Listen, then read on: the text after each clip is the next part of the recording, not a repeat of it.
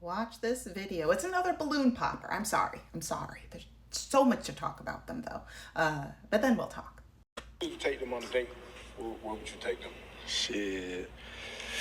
You? You like Korean food? Like kimchi and shit? Boy.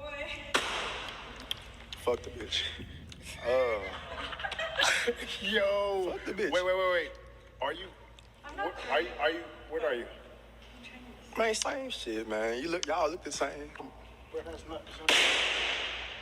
That was loud. That was Yo, bro.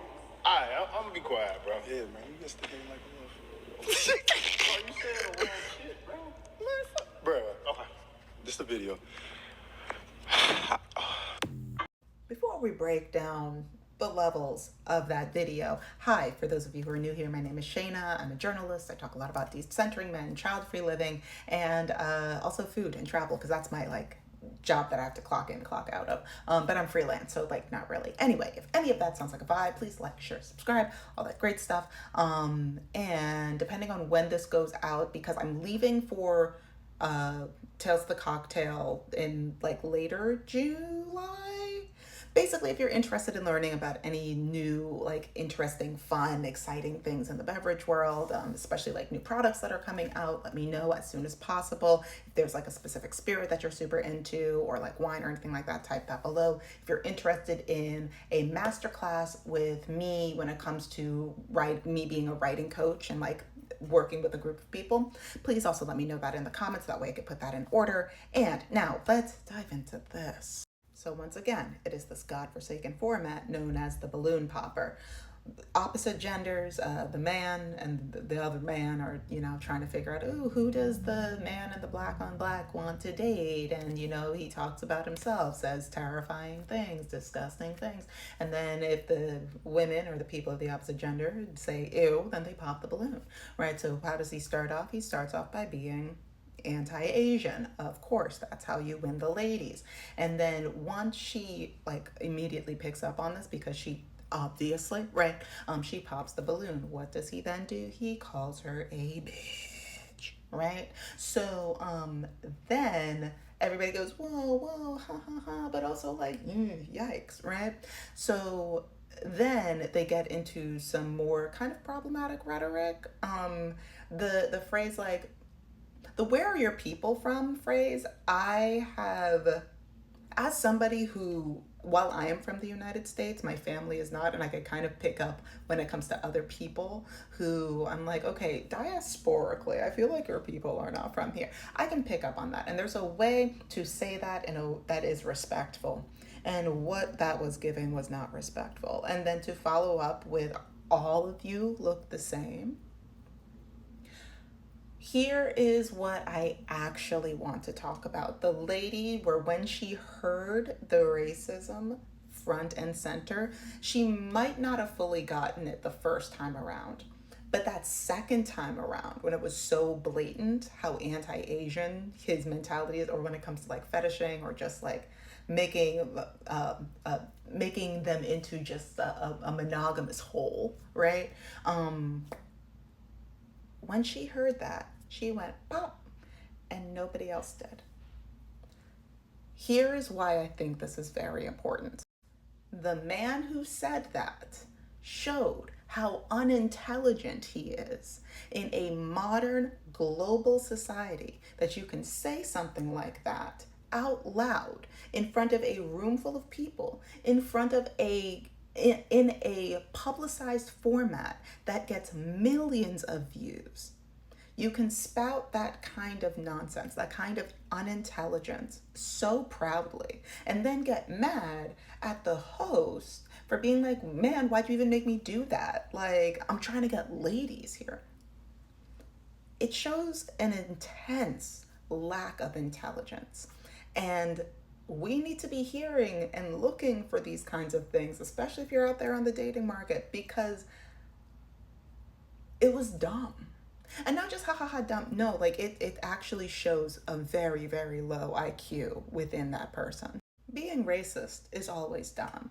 Being homophobic has always been dumb. Being any of the phobias or the isms has always been dumb. But, and this is a very light but, We are in the age of the internet. We are in a global society. While all of these isms and phobias have always been bad, not everybody has had all of the information necessary to understand just how insidious and just how bad these things are. But we all got one of these. We all got Google. We all got the TikTok. We all have information. And that person, that boog, was born and raised in the age of the internet. And he knows how the internet works.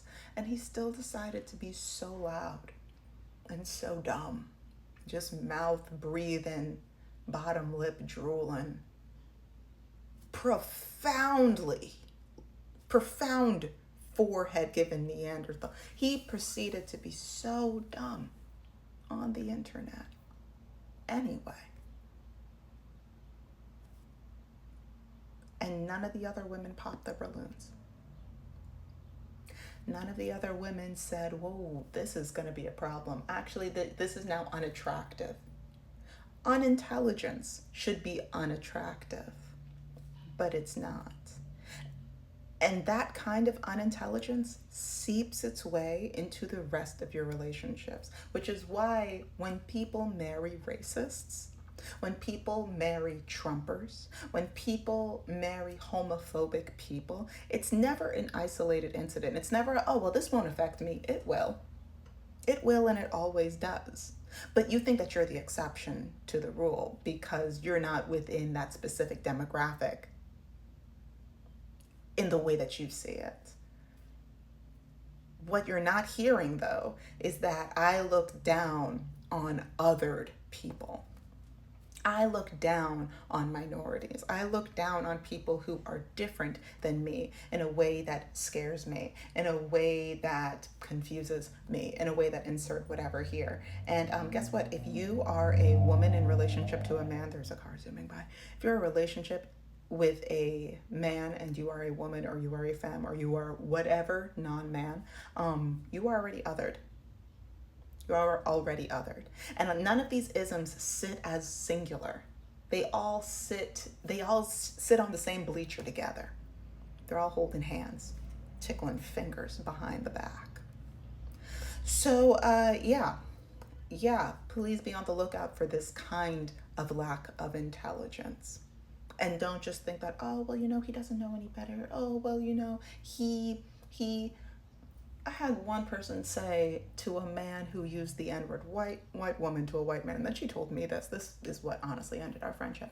I shared the story once before, but she shared to me that this man who was in his 30s uses the N-word, and I was like, wow, it's fascinating that you're saying this to me. And she was like, yeah, but like, Shayna, he doesn't know any better. He's from Central Jersey. One, the argument if Central Jersey exists is an argument among New Jersey people that, who knows, will probably go on until the ends of time. But I'm like, he's in his 30s. And I cannot believe that, and I didn't say the start, but I'm like, I just don't think that he could be a good boyfriend and be so obviously racist. Now, did he ever want to be his girl? Did they ever officially come together? No. Did she want them to come together and like make it official? Yes. Did he want that? No. Did he leave her high and dry? Absolutely. Did I also leave her high and dry because I don't want to be friends with somebody who is a racist apologist? Right? So and he was done. If there were 4 stones in his head, I would be generous. A lack of intelligence can look different, but at the end of the day, dumb is dumb. That is all for now. Please type your thoughts away in the comment section, and I'm going to talk to y'all later. Be safe out there.